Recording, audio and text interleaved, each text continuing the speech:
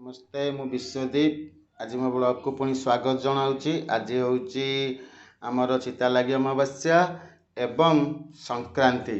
संक्रांति रे मु भात सांगरे आउ डालमा सांगरे गोटे बढ़िया रेसिपी आपन को आज करके दउची। आपन करके खांतु, बहुत कम समय आउ बहुत कम सामग्री बनी परिबो।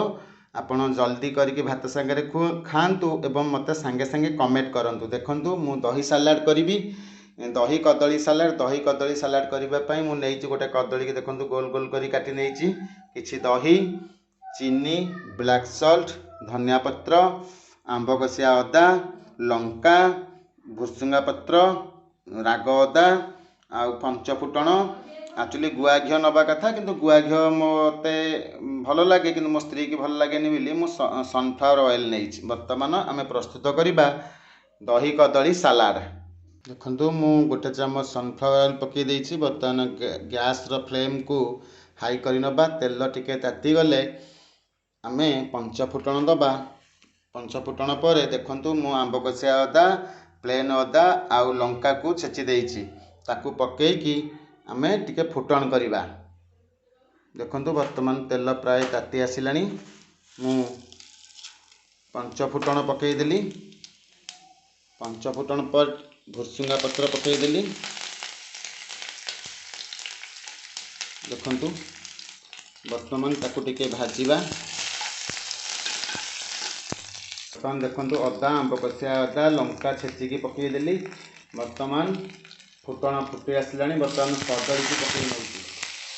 काटी रखिथिबा कदली की पकई नेले वर्तमान टिके भाजीबा। बहुत टेस्टी आइटम, एत टेस्टी अरुआ भात संगे लगे पूरा अमृत भाया। आप थे करके खातु। देखु कदली की टिके भाजिले। देखु अल्प लुण पकई नबा। बर्तमान 3 स्पून खंडे लुण व्हाइट सॉल्ट पकई नहीं ताकू टिके गोड़े नबा। वर्तमान हो आसिलानी। देखु वर्तमान आम कौन करवा ना गैस को ऑफ कर नबा। वर्तमान हम सेकेंड प्रोसेस को जीवा दही। वर्तमान देखंतु दही पूरा रेडी होके अच्छी। मु एक्चुअली प्रगति दही यूज करिछि कारण मो पुओ खाइबा को एटा भल पाए, कारण एटा कम खटा लगे। देखंतु मु चीनी 2.5 चम्मच पकई नेली।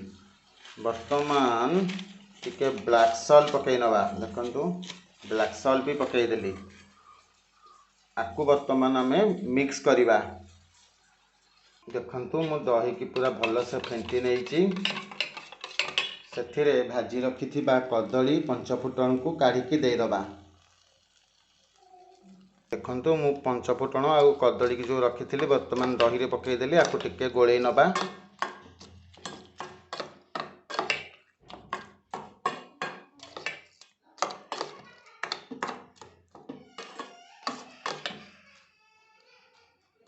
देखंतु गोळेई नेली। वर्तमान धनिया पत्र काटिकी देदबा। देखंतु धनिया पत्र काटिकी देई देइछि। वर्तमान टिके गोळेई देबा।